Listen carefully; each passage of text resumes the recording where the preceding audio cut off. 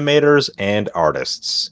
Aidan Neeson works as a 2D FX Supervisor, while Marty Broski is a lead animator. Together, they work at Lighthouse Studios in Kilkenny. Also, they're married.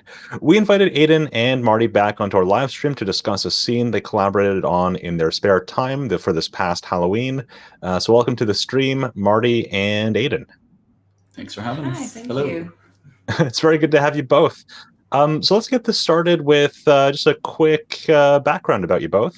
How would you describe your current roles in animation, and what does a typical day look like in your current role?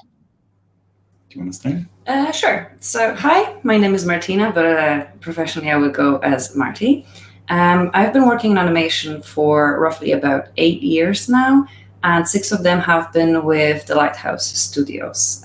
My current position in Lighthouse is as a team animation lead, and as this role, some of my responsibilities would be the usual animation weekly quota, looking after and supporting the team, helping to reach the animation style of the current show that we're working on, and most importantly, providing the animation support or technical support in the software that we're working on, which is Toon.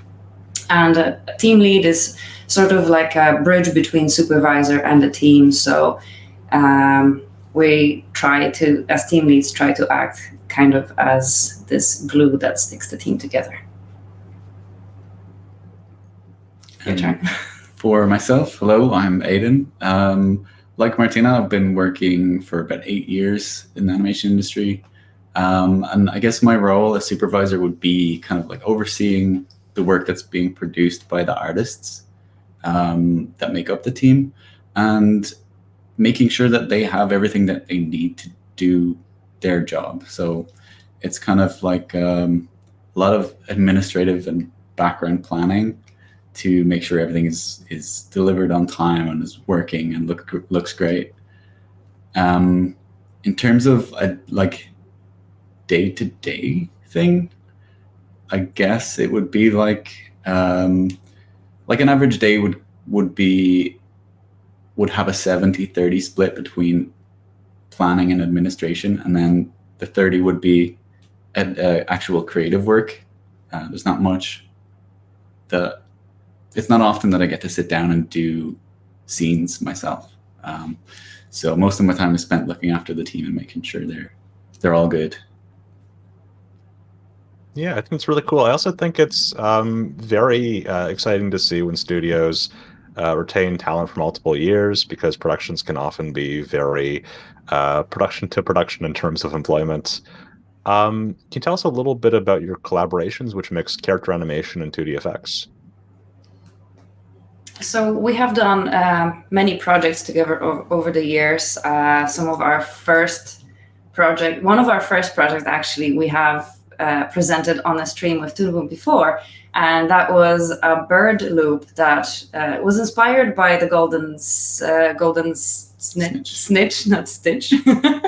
And that was the first project we've done together. I was animating a little loop of a bird globe flying, and Aidan saw it and he thought it was really cool, and he was like, wait, I can zhuzh it up with effects. So that's what he did, and then we realized that we kind of like work really well together, because I have this almost like pre/production side that I do on, at the start, and Aidan has the interest in the effects and the comp and the post and adding the sounds and adding sound effects and the music as well. So we kind of like weirdly work together.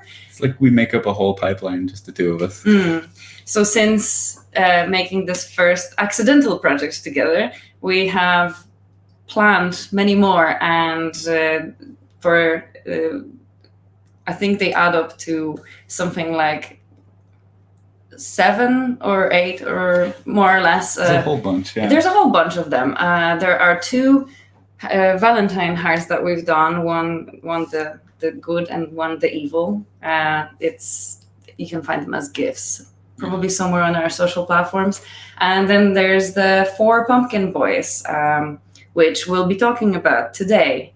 And They originated. We've been doing them annually, so Yeah. the last one we've done was this year, and that's the one we're going to be talking about today. They originated around COVID time, or was this before? I think it was during COVID time.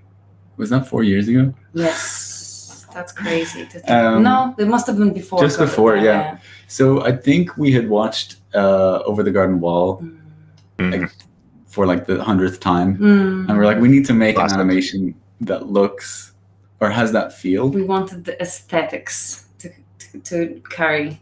Yeah, and Halloween is our favorite time of year, so You're talking about like the sort of Pottsville pumpkin people. Kind of, yeah. It was more like the world and like the kind of gnarly trees and creepy but old-timey vibes. Yeah. And the hue of the like muted sepia and the texture of kind of like a very rough pencil drawn texture. Yeah. So we decided to do it like 4 years ago for Halloween, and it turned out really, really well. We actually finished the animation, which was great. It was a big success. And the next year came around and we're like, we should probably do another one. And then we've been saying that every year at Halloween, we just make a new one. And then, it's kind of just become its own running thing where it's like a tradition now. It's really funny because he's been alive for 4 years and we never gave him a proper name. So he's been known as the Pumpkin Boy. But if anybody has any suggestions, we'll take them. Okay, chat, your job is to name the Pumpkin Boy. One thing I really liked about that initial collaboration too, the one with the sort of globe-winged bird thing, was how you could see that the different treatments for 2D effects changed the feel of it. You know, like sort of applying 2D effects to character animation to sort of show what that alchemy was. Yeah, because it was essentially the underlying animation was the same, but the effects gave it different properties. Like there was an acid, blobby, gloopy bird. There was a lightning bird, a fire, and an ice bird as well. And changing the effects animation on top of the character animation completely changed the feel of it, even though it was exactly the same underneath. So it's nice to work that way with effects. Like effects can change a lot of the mood and atmosphere of a scene. So it's really interesting. Yeah. Well, that project was back in 2020. Do you want to walk us through the sequence that you made for this past Halloween? Yes, we should probably play it. So what I'll do is if it's okay, I'll just leave it on loop. Yeah. For a while. So this year we decided to do a little short animation about how the Pumpkin Boy came to life. And we talked about this idea months in advance. And we came up with this idea that we played around with a couple of different theories, but the one that we went with in the end was a little bit simpler. So he gets struck by lightning, but it's this weird kind of green Halloween lightning. So that kind of implants this mischievous spirit inside of him. And out pops this Pumpkin Boy.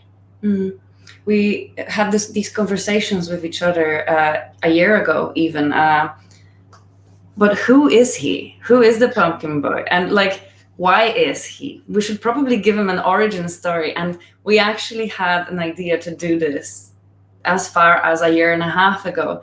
But last year was so busy for us with work and just personal lives as well, that there was no way we could commit ourselves to such a big project, because it might not look like it's big, but it is 14 or 15 seconds of constant hand-drawn animation. And there was...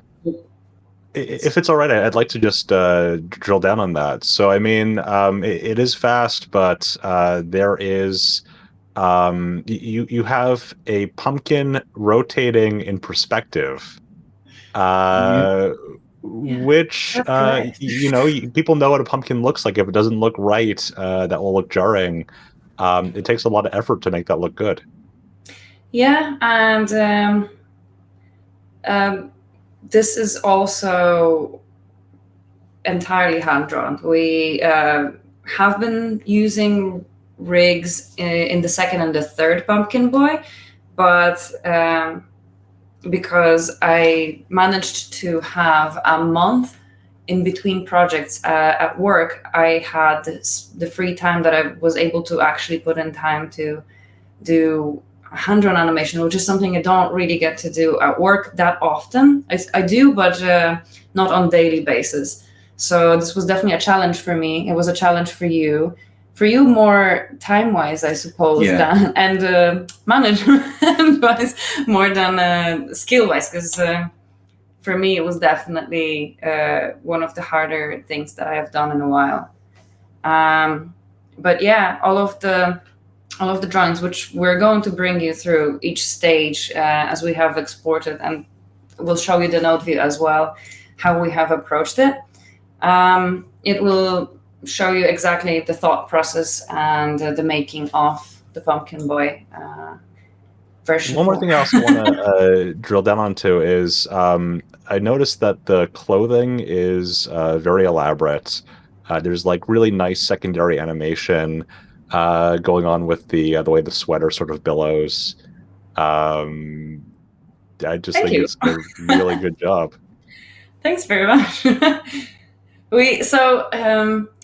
This inspiration might come very clear to a lot of people. I'm obsessed with Sailor Moon. So we thought, hey, it would be a really cool idea if we made like a Halloweeny Sailor Moon inspired origin story transformation for the Pumpkin Boy, and this just went bananas from there. Because who does magical transformations better than Sailor Moon? Magical girls. Exactly. He's the originator of this type of animation. Some heavy reference from that for sure. Yeah. And Aidan, in terms of the effects animation, there's the initial lightning strike and the little like sort of static sizzling off of the pumpkin. The beams of light. There's like one sort of ray of light that comes out of the pumpkin's eye that I think is like really cool looking. Do you want to talk a little bit about the process that went into that? Yeah, so there was a lot that went into the effects. There was actually so many different things going on at the same time that I actually forgot to render some effects that I animated. So there's supposed to be more effects in there, but I didn't even notice that it was turned off. So I guess that's a lesson. Always check your renders. But there's, in terms of effects, it was Marty laid the groundwork for the animation. So she did the rough storyboards, and then she went into the character animation from there. And then that's when she passed it on to me. And the nature of effects is most of the time that it's gonna be straight ahead animation rather than pose to pose or keyed out animation. So it's kind of very natural. So a lot of the time I was working without a plan, which works for effects. It doesn't really work for animation.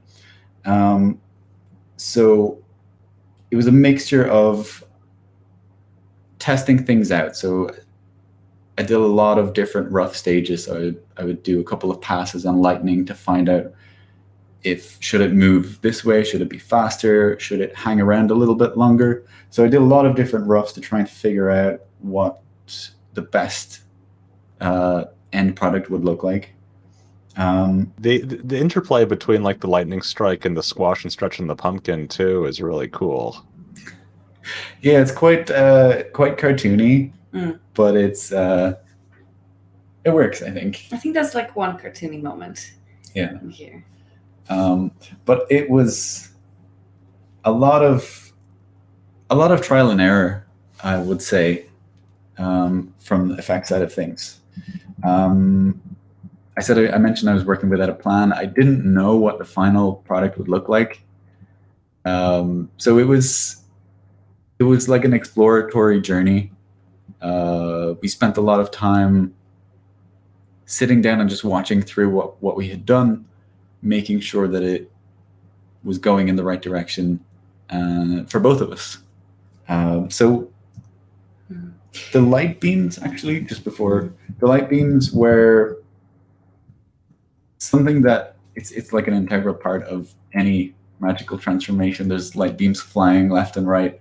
Of course, we all know this, right? If you have a magical transformation, you need to have light beams coming out of you. Exactly. Because he's full of magic. The magic's coming out from inside the pumpkin, so we wanted the light beams to almost burst out as he's growing. And they're fairly simple, they're really simple to do. It's just a rectangular shape with a gradient of transparency coming off the end. And I spent so much time on the comp. We actually brainstormed a lot. The lighting, the color correction, and I think the zip background as well was, I think we spent like 2 days just arguing over the colors and the shapes. Professional discussion. Yes. Yeah, I mean, I guess like it's kind of a challenge of how do you take like magical girl transformation but make it Halloween? Mm. Yeah, it's a lot of purples and oranges. Yeah. And very acid green. If you can't tell, green is Aidan's favorite color. Yeah. It is a good color for like magic. It's a little sinister. Yeah, it's all the best Disney villains have green fire or green magical power, like Scar or Maleficent. They're so cool. And it makes, like, if you think of two different fires, one normal color, one green color, which one's better? It's definitely the green one. So one thing I wanted to ask you about, and you sort of touched on this, but like in your view, what are the like similarities and differences between character animation and 2D FX as a discipline? So similarities, I think obviously both require really strong drawing skills, regardless if you're working on rigs or if you're working in hand-drawn animation, because a lot of the time when you work in animation, you end up having to do draw overs over your rigs to make sure you're pushing the posing and expressions a little bit more to break up the stiffness of the rig. I, contrary to Aidan's belief, think that both benefit from solid planning. Yeah. But I'm not a very spontaneous person, so it could be a biased opinion. And I think another really good one is understanding the principles of animation, but also of believable physics, like gravity and weight. Yeah. It's what. Yeah, I think I agree on a lot of the points. You definitely can't go wrong with good planning. In my opinion, the similarities, like Marty said, you can apply the same animation rules to character animation as you can with effects animation. The 12 principles apply everywhere. They definitely do require the solid drawing, but in terms of differences,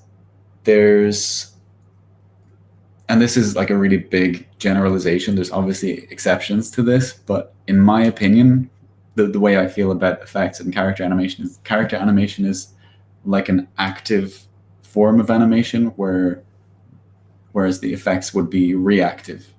So if you think of a character lighting a candle, the character is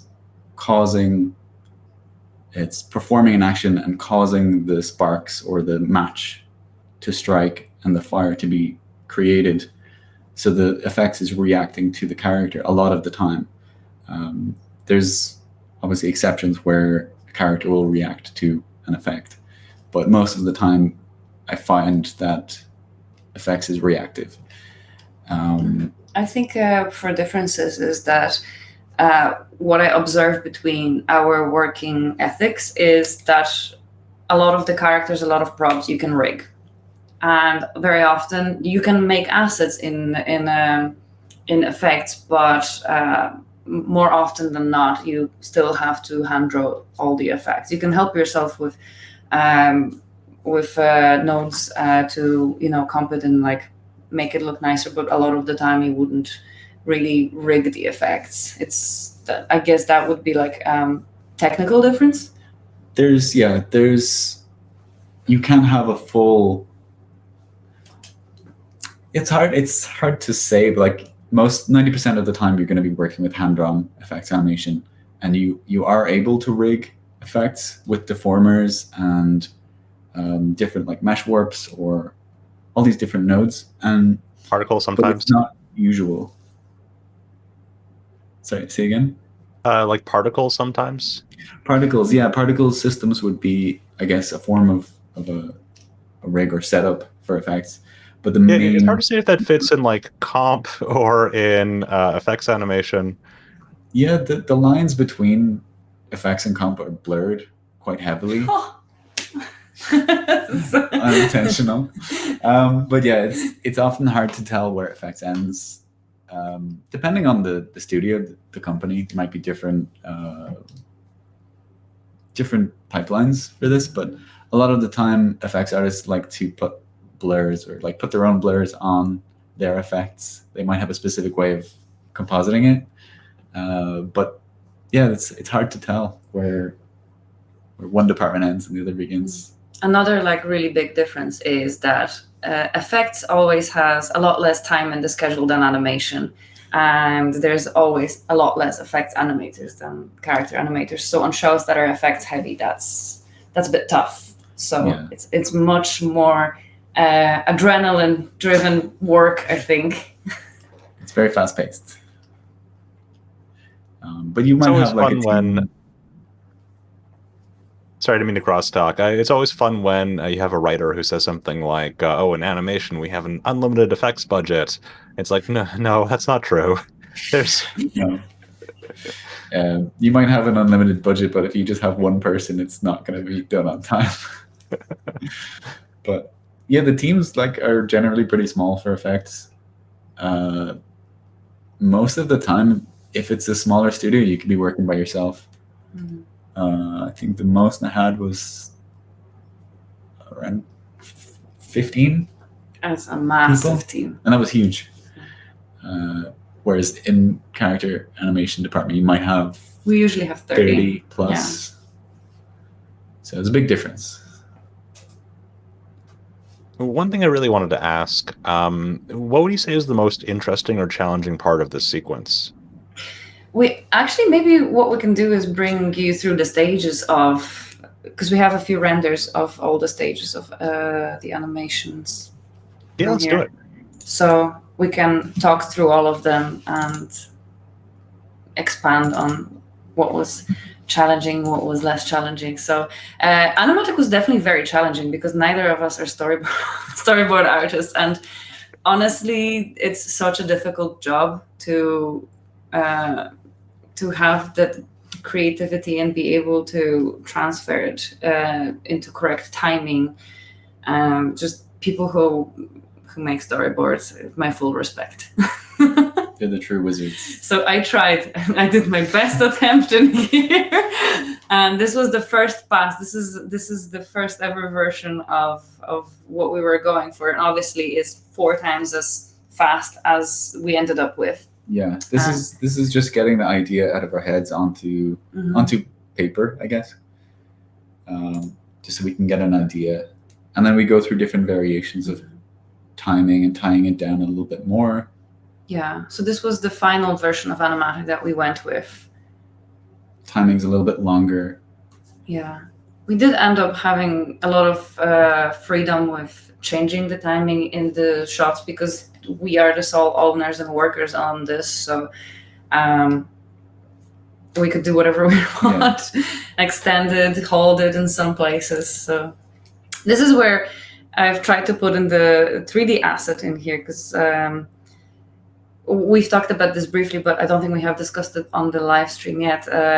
We thought, oh, since this is a turning camera situation, maybe we can import the 3D asset to help pose the character correctly. And we've toyed around a little bit with this idea, and the file itself has imported we've imported a 3D asset into it.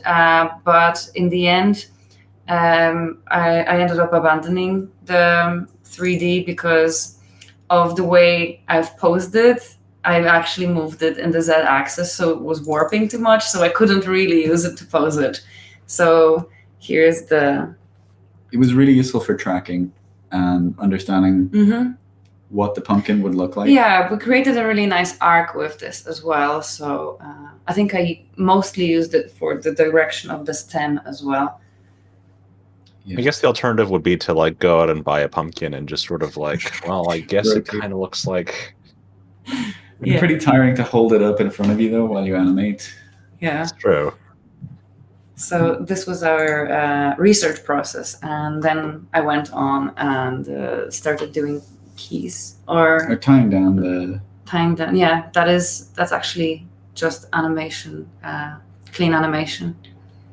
So the entire process of going from animatic until clean animation took me probably around a month, and that is a month I had in between projects. So I was able to work on it normal studio hours, so between 9 and 5.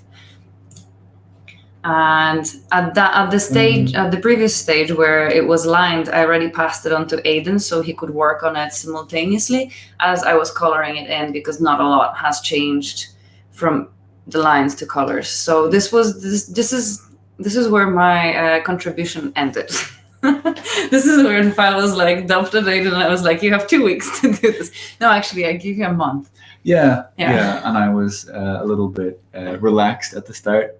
Yeah. And took my time. Yeah, Aidan definitely underestimated the amount of effects that were gonna go in there, and I was just like, "Have you started the pumpkin boy yet?" And he's like, "No, I've planned it for the weekend." Yeah. So, but we made it on time. That's the most important. Yeah. This was one of the first passes of effects.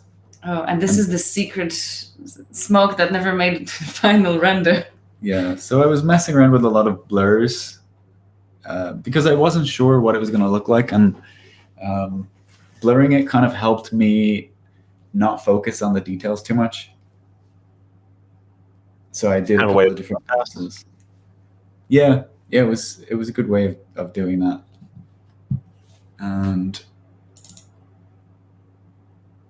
we toyed with the idea of putting like a little face in there when the lightning struck, but that seemed too sinister. And there was already a lot going on. Yeah, and I was testing some different underlighting gradients. It's a bit delayed here, but and some flashes. Obviously didn't go with this in the end. This is when I started to get worried if we're gonna make it on time or not. At this stage, I was spending way too long on the compositing, tying it down a bit more. Some lovely spirals in there that never made it. We'll export like a post-mortem version of it, maybe. Yeah. But then we get into the more final passes. So playing with a lot of dark lighting here. The lighting was hand-drawn and masked into the character animation. The blending modes were a little bit strong here, so we dialed it back in the end. But it adds, like, a pass of shadows will add a huge amount to the depth and... Yeah, the volume, like the volume of the animation. Yeah. It can really help boost the overall look. But to go back to your question, what was the most interesting or challenging part of the sequence? I'm personally a sucker for a spinning camera. I've done many of those kind of shots in the history of my animation years, And every time there's a show and that we're working on and I see a spinning camera, I always put my dibs on that shot. It's just, I love doing that. I think it's so much fun. I think in betweening the very start, when the pumpkin starts tilting, like right here, was the hardest, because the movements are so small that there's no room for a mistake. Of course, there's going to be the boiling of the hand-drawn line, but it's a 3D volumetric object, so you look like it. Yeah, you have to make it believable. So drawing this was very time-consuming and very unnerving, because the keys were spread out so far apart, and I was in between, and then in between the in-between, in betweening the in-between of the in-between, and it just never ended. So it's honest work. There's no cheats in here. Yeah. Except for maybe the 3D. 3D helped a lot. Just imposing, really. But I don't think using 3D is really cheating, especially if you're working with the 3D volumes as well like this. It's a way of helping ourselves. With poses and like faster movements and the poses that are further apart, you can hide a lot of stuff and imperfections, so there's a lot more leeway in there, and they might seem more flashy and stuff like that, but they're actually not that hard to do. It's the slow movements that are harder. Yeah. And Aidan, from your point of view, like, what did you find was the most either challenging or rewarding part to work on? So my favorite stage of any effects animation has got to be the rough stage, where you're not restricted or you're not tied down to any one idea. You can do multiple iterations really quickly and explore different ideas. The biggest challenge that I had was definitely tying down what we wanted it to look like, making the final decision on like, okay, I've done enough compositing, I need to render and submit. Because there's so many different things that you can do in terms of compositing in Toon Boom. It's like, where does it end? There's no, you can always add like a little bit more of a blur, a little bit more glow, maybe some more gradients, some blending modes. But that was, for me, the biggest challenge was just knowing when to stop. That's where I come in. Yeah. I'm like, Aidan, we have 20 minutes. Yeah, so that was my biggest challenge for sure. Do you find like the difference between like the roughs and the sort of tie downs for the 2D effects is like the beginning, you can sort of do whatever you want and don't have to worry about the details, because that's a problem that future Aidan has to worry about. Exactly. There's some stuff, some energy or some feelings that can get lost from rough animation to clean animation. So if you are working on your own stuff like we did here, I can be really rough with the roughs and I still have an idea of what I want it to be, or I can understand those roughs when I look at them. But if I was doing rough effects animation and passing it to another effects artist, I would probably want to clean up those roughs a little bit more so that it's quite clear what the intention is. But yeah, you can just lose some information along the way from rough to clean. I don't know if that answered the question. No, I think that makes sense. So I last interviewed you both in 2020, and in your estimation, how have you developed as artists in the past 3 years? I think we had very different answers on this. Yeah, we've talked about this before, and we are the polar opposites of we have polar opposite answers. So for myself, I have within the last 4 years, that one of the things that we have done is leave the comfort of the loops. We used to close ourselves in the loop animation because it doesn't need to have a story. It's much easier, much It doesn't have to be very long because it just goes on infinitely. It's a much more visual exercise. This is a little bit more storytelling. This was more, I suppose, mentally taxing for us as well, trying to figure out all the nicks and knacks. In my own skill set, I think a big change that happened was I have become more rigid and critical of the time that I spent on animations. I plan things a lot more efficiently, and I don't allow myself to explore endlessly. And that allowed me to commit to a lot more projects and to succeed at finalizing those projects. And with this system, I am able to realistically calculate my personal time outside of work, because we do this all while working 9 to 5 jobs, plus 9 to 6 plus other things. So that allowed me to calculate my personal time correctly and kind of prepare myself for future projects as well, and make sure I don't exhaust myself and burn myself out. So it's become a lot more realistic to achieve. And with allowing myself this kind of schedule and being very strict at following it, it allows me to explore my animation and estimate the kind of level of animation that I'm able to put in to said project. And it kind of works like an optimizing slider. If I have this time, I have this animation, and it kind of works like this. But it's mostly prioritizing my mental health and my well-being, because burnout is not a friend of an animator. No. And I think, like Marty said, we were doing this after a full day's work and with running on fumes, not much left in our energy reserves. So there was a lot of pressure to get things right and to do it well. And I think my answer here is going to be like Marty said, the polar opposite. Because I knew that we didn't have much time, and I didn't want to put a lot of pressure on myself for that, I kind of became a lot more confident in just trying out different things without knowing where they were going. And be like, okay, we have a certain amount of time for this exploration. And it's okay not to know at the start where you're going to end up.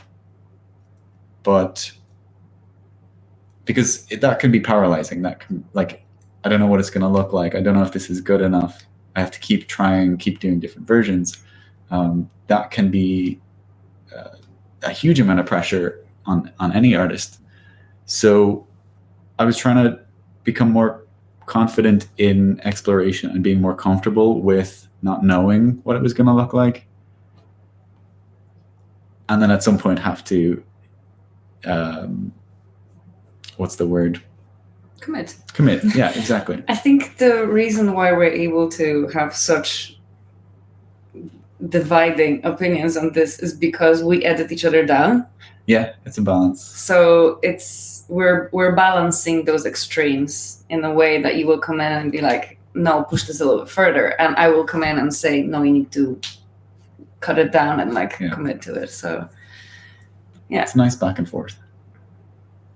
Yeah, I think one thing I've noticed too about the personal projects they post is they've become increasingly ambitious year after year. Yeah, it's what we got to push ourselves. We got to try to improve outside of work as well. We have this project that we've been meaning. It's a big project that we've been meaning to do. And we kind of put it on hold recently, but it's so big that even thinking about sitting down and boarding it or something like this, I'm just overwhelmed and terrified. I don't think we're in a space where we can commit to it yet, because it's such a large scope. It's a big undertaking, and And there's only 2 of us. Yeah.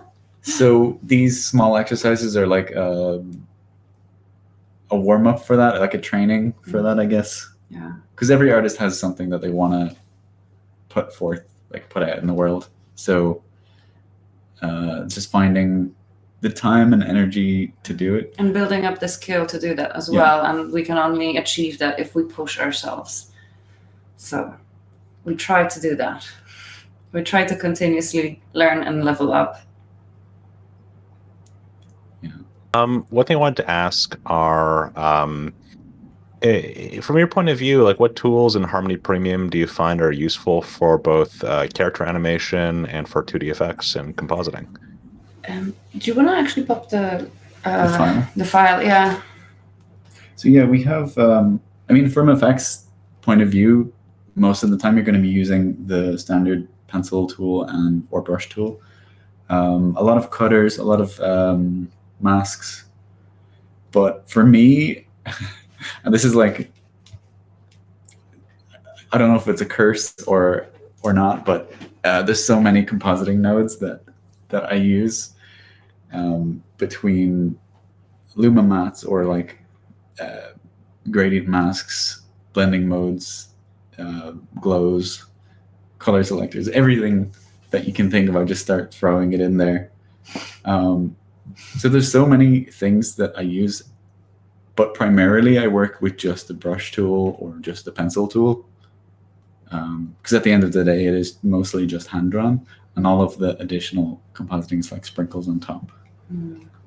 For animators, definitely create new drawings. Or what we really like to do in productions is duplicate drawings and edit them a little bit, and it will save the inconsistency of line. If you, for instance, when you have hands and you need to create a motion like this, you take this hand, and in between those drawings. But a lot of the time, rather than creating a brand new hand, we will actually duplicate this one and move them a little bit, and duplicate this one and move them a little bit. So the tool for that is what is it called? Duplicate. This one, duplicate drawing. That is very, very handy. Deformations are great, of course. Knowing how to create new deformations for larger objects or props. The freeform deformer is amazing. Most of the time we will use the envelope deformers. I think they're the most common and the most foolproof deformers. True deformers. We love a good transparency node view, nodes for doing draw overs. So when we to push the animation, like I think I was mentioning before, we will create a white layer on top of it, transparency draw over with red line, lock it, and pose the rig to push the expressions or the poses. So that's a good one. Ease in and ease out sliders, I think they're classic. They're really good for very quick solutions on easing in and easing out. I personally love the keyframe stamper. You're right beside it here. Mm-hmm. Yeah. If sometimes I do this where, especially with crowds or something that has very simple motion and it's just in the background, you create the animation, put ease in, ease out, and just stamp it on two. It's brilliant. Saves you so much work. Well, that's already a lot. Yeah. One thing that someone recently asked me was about onion skin, and I know a lot of people use onion skin, but I personally don't really use onion skin. I would only use onion skin in the drawing folder when I am creating new hands or duplicating the new hands. It's really nice to see the motion and the arcs. But in animation itself, I will mostly go frame by frame and flick between frames with the arrow keys. I think there's a pretty big divide between animators who like using the onion skin and animators who just flip back and forth. I mean, there is no right or wrong. It's just it's good to know both. it's very good to know both. I use both, as I said. I mostly use onion skin for drawing, but for motion, I will use. Sorry, I'm distracted by you. I will use the flick between frames, just because I think onion skin can be a little bit laggy sometimes, especially if you work in fat files. Heavy files. Yeah. Yeah, it can really slow down. So I think flicking between frames for me is handier, but there's nothing wrong with onion skin, and I will use it if I have less heavy file. One thing that I've noticed when talking to artists who are on the comp side is people don't tend to go to school for comp. They tend to kind of like learn comp while working on the job, or it's something that you sort of experiment with over time. What was your process of learning how to comp like? Pretty similar to what you just described. Is like I don't have. It's actually the same for effects. I don't have any formal training in effects or comp, but particularly for comp, it's nobody really that I know of really teaches it. It's something that you just have to do as a student. You just have to put your film together, and you get instructions on how to edit and how to cut a film, but you don't get a lot of like nobody really teaches you how to grade color and color theory, and particularly in Toon Boom, there's not a lot of what's the word? It's a niche resources. Yeah, there's not a lot of resources out there for compositing in Toon Boom. From like a lot of people we know and we have worked with are self-taught or through the official Toon Boom courses. Yeah, no, I think that's just an interesting quirk of the industry. Do you have advice for artists who are interested in collaborating and building off each other's work? Yeah. Don't overthink it. And start with something really easy. And then, once you complete the first project, you will learn a lot from it, about each other, about yourself, about your time management, your skills. And then the next one's going to be so much better. Yeah, my advice would be your first project or your first animation is going to be bad. So do it bad first and then do it better. Yeah. So you can get so caught up on making it pretty that you don't actually end up learning much from actually doing it. So just get the idea out and learn on what worked, what didn't work. Start very easy. Yeah. Start with something that is not going to overwhelm you and that you will actually complete. And then you can dissect it afterwards and see what worked, what didn't work, and plan better for the next one. We have about 10 minutes left. Is there anything that you'd want to show off in this the scene? Let's take a look. Actually, if you take off the border, you'll be able to see how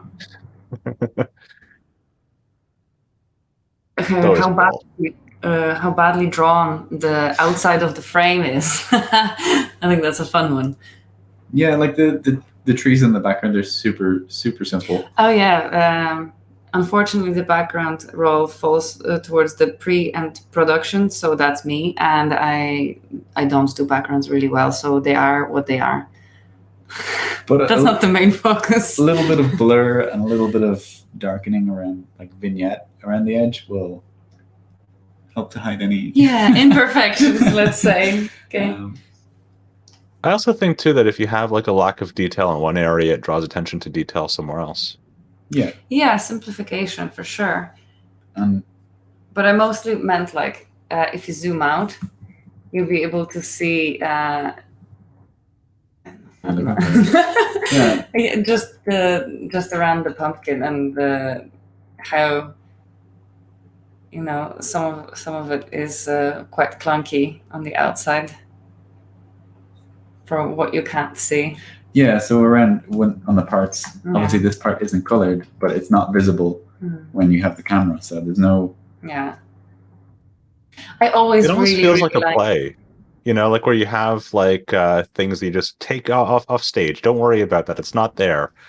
Yeah. You can play through it. It's actually really funny, and I really like doing this, especially at work when you have characters who maybe you can only see their hand or their arm or their head, and then very often animators would hide some like of the funniest stuff off the camera for older people who go in to do the post.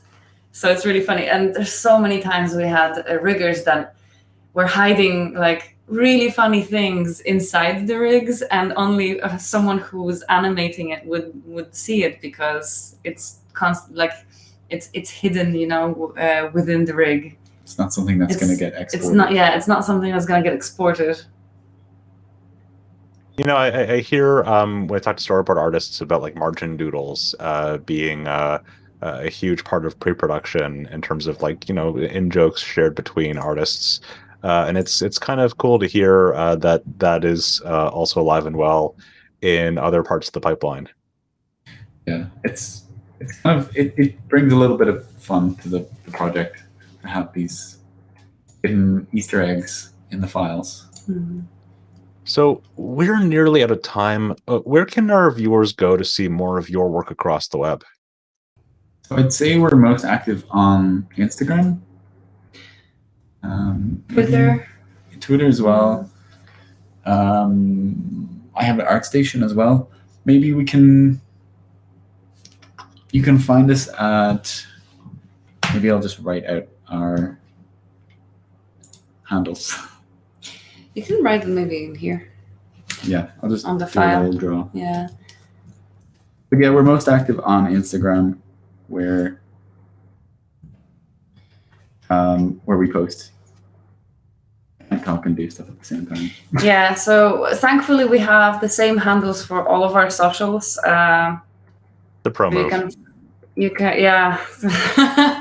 can find Aidan at Maze of Pines, and you can find me at Marty. Right. We'll be sure to include the links in the broadcast too. Yeah, a lot of the time we will retweet or relink each other's work. So if you find one, you're most likely to find the other two. All right. Well, thank you, Aidan, and thank you, Marty, for joining us for this discussion about 2D effects and character animation. We're currently putting together a panel discussion on 2D rigged animation for next week, and we'll have more details soon. If you're interested in hearing about the difference between, average and really high quality 2D rigged animation, you won't want to miss it. So thank you for joining us, and be sure to tune in next time. Thank you for having us.